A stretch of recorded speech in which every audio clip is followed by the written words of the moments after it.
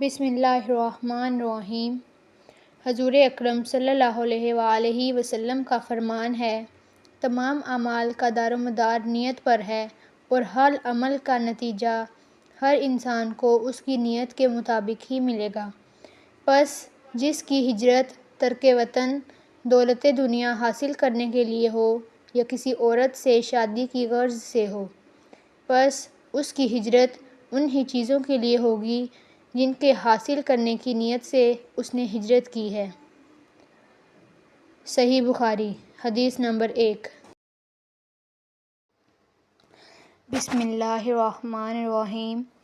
حضور اکرم صلی اللہ علیہ وآلہ وسلم نے فرمایا، وحی نازل ہوتے وقت مجھ کو گھنٹی کی سی آواز محسوس ہوتی ہے اور وحی کی یہ کیفیت مجھ پر بہت شاق گزرتی ہے۔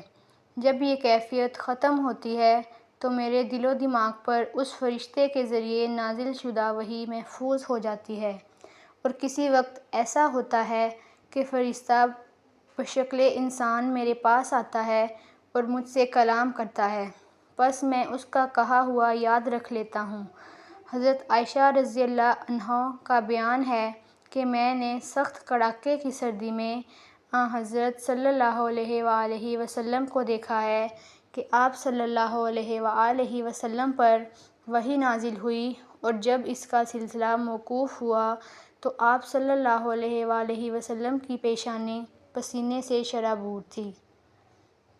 صحیح بخاری، حدیث نمبر 2۔